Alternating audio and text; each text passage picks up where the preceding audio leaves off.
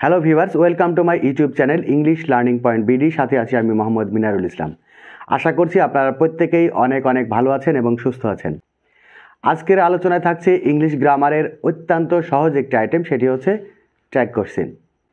শুধুমাত্র আজকের এই ভিডিওটির মাধ্যমে ট্যাগ কোশ্চেনে পূর্ণ মার্ক পাবেন এবং কোনো রকম কষ্ট ছাড়াই।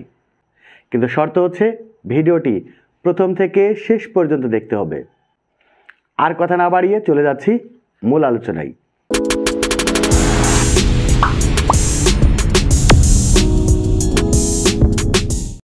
একটু খেয়াল করবেন, ট্যাগ কোশ্চেন আমি কয়েকটি সেন্টেন্স লিখেছি, 1 2 3 4 5 6, মাত্র 6টি। এই 6টি সেন্টেন্সের মাধ্যমেই পুরো ট্যাগ কোশ্চেন শিখে যাবেন ইনশাল্লাহ। ট্যাগ কোশ্চেনে মাত্র 3টি অংশ থাকে। কয়টি অংশ? 3টি। একটু খেয়াল করবেন, প্রথমে হচ্ছে ভার্ব, এরপরে হচ্ছে সাবজেক্ট, এরপরে হচ্ছে একটি জিজ্ঞাসা চিহ্ন। এই 3টি অংশ। এই 3টি অংশ কিভাবে করবেন প্রথমে খেয়াল করুন। প্রথমে আমরা একটি একটি করে করব। প্রথমে হচ্ছে ভার্ব। প্রথমে আপনি মূল সেন্টেন্সটি ট্যাগ কোশ্চেন কীভাবে করবেন একদম শুরু থেকে বলি। সেটি হচ্ছে প্রথমে যে সেন্টেন্সটি পরীক্ষাতে দেওয়া থাকবে সেই সেন্টেন্সটি সম্পূর্ণ উঠাবেন। সম্পূর্ণ উঠানোর পরে একটি কমা দিবেন। কি দিবেন? একটি কমা ব্যবহার করবেন। এরপর আপনার কাজ হচ্ছে ভার্বের অংশ। কী অংশ? ভার্বের অংশ। আপনি খেয়াল করবেন ওই সেন্টেন্সের মধ্যে কোনো সাহায্যকারী ভার্ব আছে কিনা। সাহায্যকারী ভার্ব কোনগুলো? Am, is, are, was, were, have, has, had, shall, should, can, could, may, might, will, would, এই ধরনের কোনো সাহায্যকারী ভার্ব আছে কিনা। যদি কোনো সাহায্যকারী ভার্ব থাকে, সেই সাহায্যকারী ভার্বের পরে একটি মনে মনে নট যোগ করবেন। নট যোগ করার পরে ওর শর্ট ফর্ম করবেন। তাহলে এই সেন্টেন্সের মধ্যে কি আছে? প্রথম সেন্টেন্সটি ইজ আছে। ইজের সাথে আমরা মনে মনে নট যোগ করব। নট যোগ করে এর শর্ট ফর্মটা আমরা বসাবো এই জায়গায়। তাহলে ইজের সাথে মনে মনে নট যোগ করলে হবে ইজ নট। এই ইজ নটের শর্ট ফর্ম হচ্ছে ইজেন্ট। এখন বলতে পারেন যে আমি শর্ট ফর্ম করতে জানি না, কিভাবে শর্ট ফর্ম করব। শর্ট ফর্ম করার একটি সহজ বুদ্ধি আছে। শর্ট ফর্ম করার বুদ্ধি হচ্ছে যে কোনো সাহায্যকারী ভার্বের সাথে আপনি এন এবং অ্যাপোস্ট্রফি কমা টি যোগ করবেন, তাহলে সেটা শর্ট ফর্ম হয়ে যাবে। তাহলে আর থাকলে কি হবে? আরেন্ট। ইজ থাকলে ইজেন্ট। ওয়াজ থাকলে ওয়াজেন্ট। শুড থাকলে শুডেন্ট। কুড থাকলে কুডেন্ট। এরকমভাবে জাস্ট একটা এন এবং একটা অ্যাপোস্ট্রফি কমা দিয়ে তারপর টি লিখবেন, তাহলে ওইটা নট যুক্ত শর্ট ফর্ম হবে। শুধুমাত্র 4টি ব্যতিক্রম বাদে। কি কি একটু খেয়াল করবেন। সেটি হচ্ছে, একটি হচ্ছে অ্যাম নট। অ্যাম নটের শর্ট ফর্ম অ্যামেন্ট হবে না। কি হবে? আপনি আরেন্ট করতে পারবেন অথবা এইন্ট করতে পারবেন। অ্যাম নটের শর্ট ফর্ম অ্যামেন্ট না হয়ে কি হবে? আরেন্ট অথবা এইন্ট একটা। আরেকটা হচ্ছে উইল নট। উইল নটের শর্ট ফর্ম হচ্ছে উইলেন্ট হবে না। কি হবে না? উইলেন্ট হবে না, হবে হচ্ছে ওন্ট। আরেকটি হচ্ছে ক্যান নট। ক্যান নটের শর্ট ফর্ম হচ্ছে ক্যানেন্ট হবে না। কি হবে? কান্ট। আরেকটি হচ্ছে শ্যাল নট। শ্যাল নটের শর্ট ফর্ম শ্যালেন্ট হবে না, না হয়ে শ্যান্ট হবে। তাহলে এই 4টি ব্যতিক্রম বাদে, এই 4টি ওয়ার্ড বা এই 4টি শর্ট ফর্ম ব্যতিক্রম বাদে প্রত্যেকটি সাহায্যকারী ভার্বের সাথে আপনি এটি যোগ করবেন, তাহলেই হবে ওটি নট যুক্ত শর্ট ফর্ম। আর এই 4টি ভার্বের ক্ষেত্রে অ্যাম থাকলে অ্যামেন্ট না লিখে আরেন্ট অথবা এন্ট লিখবেন।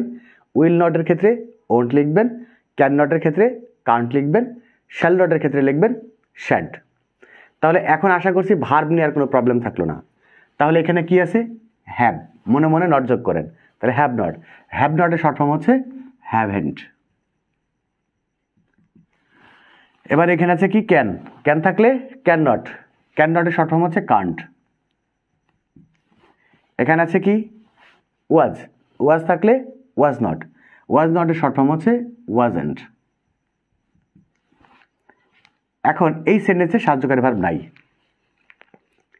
যে সেন্টেন্সে সাহায্যকারী ভার্ব থাকবে না তাহলে কি করব? এখন তো সাহায্যকারী ভার্ব নেই।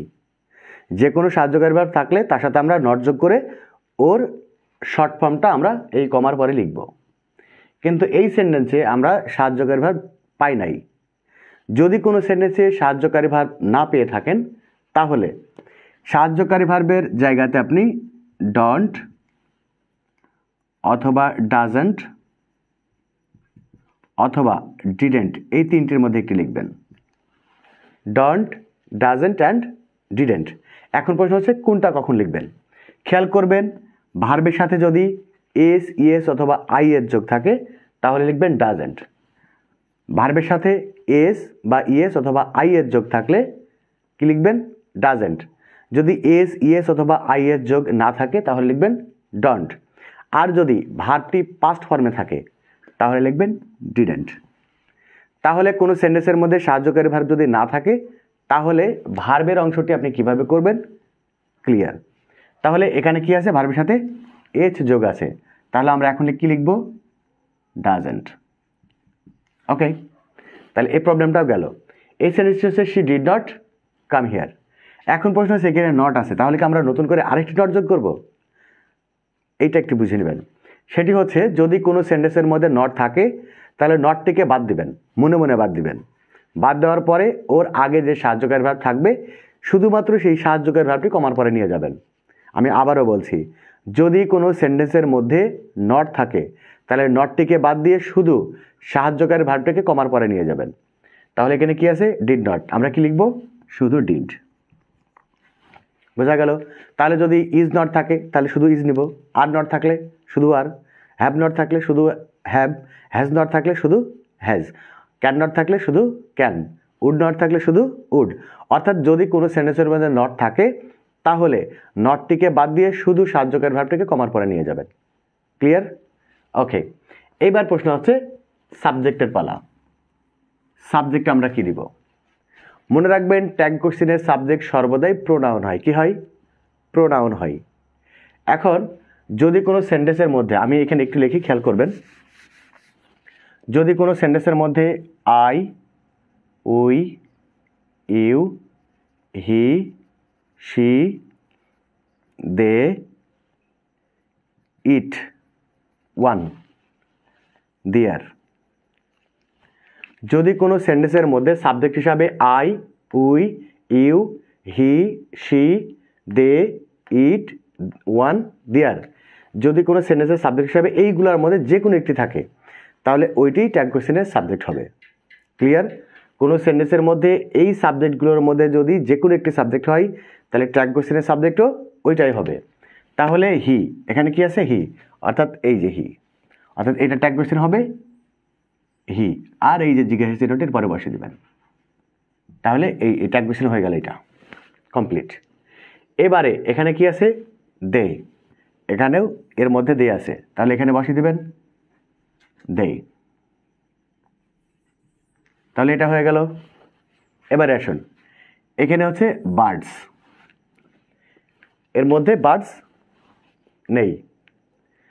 যদি কোনো সেন্টেন্সে এই সাবজেক্টগুলোর মধ্যে একটিও না থাকে তাহলে খেয়াল করুন, যদি যে সাবজেক্টটা দেওয়া আছে ওইটা যদি পুরুষ হয়, পুরুষ মানুষ হয় তাহলে হবে হি। যদি মহিলা হয় তাহলে হবে শি। যদি বস্তু হয় মানে মানুষ না হয় তাহলে দিবেন ইট। আর যদি বহু বচন হয়, বহু বচন হয় তাহলে দিবেন দে। ক্লিয়ার? আমি আবারও বলি, যদি কোনো সেন্টেন্সের সাবজেক্ট এইগুলোর মধ্যে একটিও না হয় তাহলে খেয়াল করবেন যে সাবজেক্টটি দেওয়া আছে সেটি পুরুষ কিনা। যদি পুরুষ হয় তাহলে হি ব্যবহার করবেন সাবজেক্ট হিসাবে। যদি মহিলা হয় তাহলে সাবজেক্ট হবে শি। যদি মানুষ না হয়, বস্তু হয় তাহলে হবে ইট। আর যদি বহু বচন হয়, সেটা পুরুষ, মহিলা অথবা বস্তু যাই হোক না কেন, যদি বহু বচন হয় তাহলে দিবেন দে। তাহলে এই সাবজেক্টটা কি? বার্ডস, প্লুরাল অর্থাৎ বহু বচন, তাহলে দিবেন হচ্ছে দে। ওকে, হয়ে গেল ট্যাগ কোশ্চেন। রিনা, রিনা এর মধ্যে নেই, তাহলে রিনা হচ্ছে মহিলা। মহিলা হলে কি দিবেন? শি। হয়ে গেল। শিমুল, শিমুলও এই সেন্টেন্সের মধ্যে, এই সাবজেক্টগুলোর মধ্যে শিমুল নেই, তাহলে শিমুলকে আমরা খুঁজবো এই জায়গায়। শিমুল হচ্ছে পুরুষ, তাহলে হবে হি। এবার আসুন শি, শি এখানে আছে, তাহলে শিটা সরাসরি বসে যাবে সি। এই হয়ে গেল ট্যাগ কোশ্চেন। এবারে আসুন, যদি কোনো সেন্টেন্সে সাবজেক্টই না থাকে, মানে যদি এই ধরনের সেন্টেন্স না আসে, অর্থাৎ ইম্পারেটিভ সেন্টেন্স আসে, তাহলে ইম্পারেটিভ সেন্টেন্সের ট্যাগ কোশ্চেন কী হবে? এবারে আমরা শিখব ইম্পারেটিভ সেন্টেন্সের ট্যাগ কোশ্চেন। তো ইম্পারেটিভ সেন্টেন্সের ট্যাগ কোশ্চেন করার আগে ইম্পারেটিভ সেন্টেন্স আসলে কি সেইটা একটু বুঝে নিই। যে সেন্টেন্স দ্বারা আদেশ, উপদেশ, নিষেধ, অনুরোধ, অনুমতি, প্রস্তাব বোঝাবে। আবারও বলি, যে সেন্টেন্স দ্বারা আদেশ, উপদেশ, নিষেধ, অনুরোধ, অনুমতি এবং প্রস্তাব বোঝাবে সেটি হচ্ছে ইম্পারেটিভ সেন্টেন্স। এখন প্রশ্ন হচ্ছে, ভাইয়া আমি তো বাংলা জানি না, আমি ভালো বাংলা করতে পারি না, অর্থাৎ ইংরেজি থেকে বাংলা ভালোভাবে করতে পারি না, তাহলে আমি কিভাবে বুঝবো যে এটা আদেশ, এটা উপদেশ, এটা অনুরোধ, এটা অনুমতি, এটা প্রস্তাব? কিভাবে বুঝবো? এটার একটা সহজ টেকনিক রয়েছে, খেয়াল করবেন। যদি কোনো সেন্টেন্স দেখেন ভার্ব দিয়ে শুরু হয়েছে, কি দিয়ে? ভার্ব দিয়ে শুরু। যদি কোনো সেন্টেন্স ভার্ব দিয়ে শুরু হয় তাহলে সেটা দ্বারা কি বোঝাবে? আদেশ অথবা উপদেশ। আপনি যদি বাংলা করতে না পারেন তাহলে আপনার জন্য রয়েছে একদম সহজ টেকনিক। যদি কোনো সেন্টেন্স এর শুরুতে ডন্ট, ডু নট অথবা নেভার থাকে, সেন্টেন্সের শুরুতেই ডন্ট, ডু নট অথবা নেভার থাকে, তাহলে সেটি হবে নিষেধ। যদি কোনো সেন্টেন্সের শুরুতে প্লিজ অথবা কাইন্ডলি থাকে তাহলে সেটি হচ্ছে অনুরোধ। যদি কোনো সেন্টেন্সের শুরুতে লেট থাকে তাহলে সেটি হচ্ছে অনুমতি। আর যদি কোনো সেন্টেন্সের শুরুতে লেট আস অথবা লেটস থাকে তাহলে সেটি হচ্ছে প্রস্তাব। তাহলে এখন আদেশ, উপদেশ, নিষেধ, অনুরোধ, অনুমতি, প্রস্তাব, চিন্তার কোনো প্রবলেম? আশা করি প্রবলেম নেই। আবারও বলি, ভার্ব দিয়ে শুরু হলে সেটা আদেশ অথবা উপদেশ, ডন, ডু নট, নেভার দিয়ে শুরু হলে নিষেধ, প্লিজ অথবা কাইন্ডলি দিয়ে শুরু হলে অনুরোধ, কোনো সেন্টেন্স লেট দিয়ে শুরু হলে সেটি হচ্ছে অনুমতি, লেট আস অথবা লেটস দিয়ে শুরু হলে সেটি হচ্ছে প্রস্তাব। আমরা এতক্ষণে ইম্পারেটিভ সেন্টেন্স কি এবং এটা কিভাবে চেনা যায় সেটি শিখলাম। এখন প্রশ্ন হচ্ছে ইম্পারেটিভ সেন্টেন্সের ট্যাগ কোশ্চেন কি হবে? একটু খেয়াল করবেন। যদি কোনো সেন্টেন্স ভার্ব দিয়ে শুরু করেন বা শুরু হয় তাহলে তার ট্যাগ কোশ্চেন করবেন উইল ইউ, এইটাই ট্যাগ কোশ্চেন, উইল ইউ। কোনো সেন্টেন্স ভার্ব দিয়ে শুরু হলে সেটা আদেশ, উপদেশ যাই হোক, ট্যাগ কোশ্চেন কী করবেন? Will you. কোনো সেন্টেন্স যদি ডন, ডু নট অথবা নেভার দিয়ে শুরু হয় তার ট্যাগ কোশ্চেন করবেন উইল ইউ। কোনো সেন্টেন্স যদি প্লিজ অথবা কাইন্ডলি দিয়ে শুরু হয় তার ট্যাগ কোশ্চেনও করবেন উইল ইউ। যদি কোনো সেন্টেন্স লেট দিয়ে শুরু হয় তাহলে তার ট্যাগ কোশ্চেনও করবেন উইল ইউ।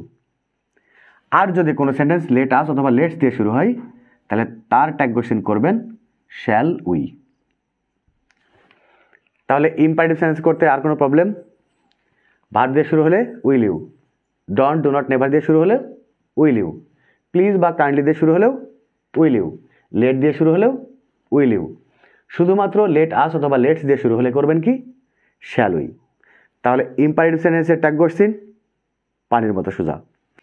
এবারে আসুন, কোনো সেন্টেন্সের সাবজেক্ট যদি everyone, everybody, someone, somebody, no one, nobody, none, neither এগুলো হয়, একটু খেয়াল করবেন।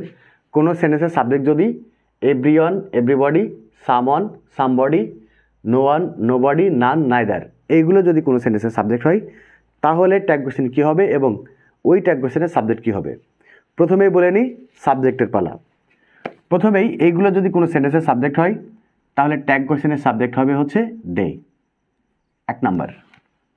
2 নাম্বার বিষয়টি হচ্ছে ওই সেন্টেন্সে কয়েকটি ভার্ব ব্যতিক্রম হবে। কেমন ব্যতিক্রম একটু খেয়াল করেন। সেটি হচ্ছে আমরা ইতিপূর্বে ইজ থাকলে কি করেছি? ইজেন্ট করেছি, কিন্তু এখন ইজ থাকলে হবে আরেন্ট। ওয়াজ থাকলে কি করেছি? ওয়াজেন্ট, কিন্তু এখন ওয়াজ থাকলে হবে ওয়ারেন্ট। আমরা হ্যাজ থাকলে কি করেছি? হ্যাজেন্ট করেছি। কি করেছি? হ্যাজেন্ট, কিন্তু এখন হবে হ্যাভেন্ট। আর যদি কোনো ভার্বের সাথে এস, ইএস অথবা আই এর যোগ থাকে তাহলে আমরা সেক্ষেত্রে কি করেছি? ডাজেন্ট, কিন্তু এখন করতে হবে ডন্ট। এই 4টা ভার্ব বাদে বাকি সব আগের মতোই থাকবে। কথা ক্লিয়ার? একটু খেয়াল করবেন, আমি একটি উদাহরণ দিলে আপনি বুঝবেন। সেটা হচ্ছে everybody loves me, loves me. একটি সেন্টেন্স লিখলাম, আরেকটি সেন্টেন্স হচ্ছে এভরিবডি ক্যান ডু ইট। তাহলে এখানে কি আছে? ভার্বের সাথে এজ যোগ আছে। তাহলে আমরা জানি ভার্বের সাথে এজ যোগ থাকলে কি হয়? ডাজেন্ট হয়। কিন্তু যেহেতু সাবজেক্ট এভরিবডি মানে এইগুলোর মধ্যে রয়েছে, তাহলে আর ডাজেন্ট হবে না, কি হবে? ডন্ট হবে, ডন্ট। আর সাবজেক্টের জায়গায় কি হবে? দে। তাহলে ডন্ট দে। এখানে ক্যান আছে, এখানে যেহেতু এই চারটার মধ্যে ক্যান নেই, তার মানে এই ক্যান আগের মতো। ক্যান থাকলে আমরা কি করেছি? কান্ট করেছি। এখনও কান্টই করবেন। অর্থাৎ এই চারটা ভার্ব বাদে অন্য ভার্বগুলো আগের ক্ষেত্রে আমরা যেভাবে করেছি এইগুলোর ক্ষেত্রে একই রকম হবে। শুধুমাত্র এই চারটার ক্ষেত্রে ভার্বটা পরিবর্তন করবেন।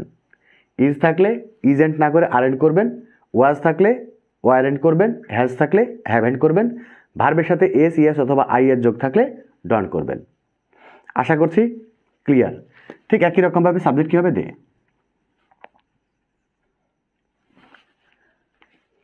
বুঝতে পেরেছেন? তবে আরেকটি ব্যাপার মনে রাখবেন, সেটা হচ্ছে যদি কোনো সেন্টেন্সের subject no one, nobody, none, neither, আপনারা নিশ্চয়ই এতক্ষণে একটি ব্যাপার ক্লিয়ার হয়েছেন যে মূল সেন্টেন্সটি যদি অ্যাফার্মেটিভ হয় তাহলে ট্যাগ কোশ্চেন হবে নেগেটিভ ইন্টারোগেটিভ, আর মূল সেন্টেন্সটি যদি নেগেটিভ হয় তাহলে ট্যাগ কোশ্চেন হবে ইন্টারোগেটিভ। একটু খেয়াল করেন, যদি এই জায়গাতে এভরিবডি না থেকে নোবডি থাকতো,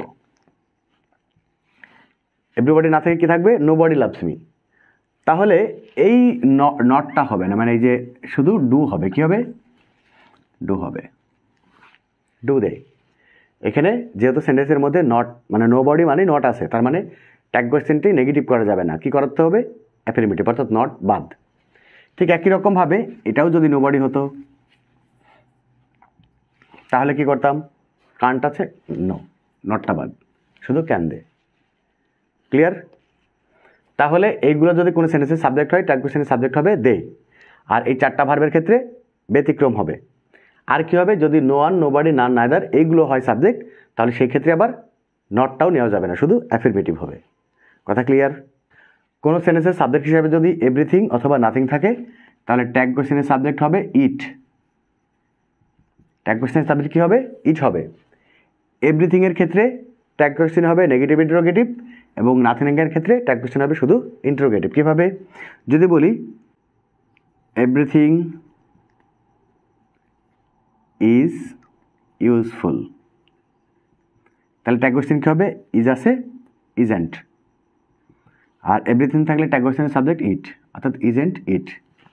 আর যদি বলি nothing is useless, nothing is useless,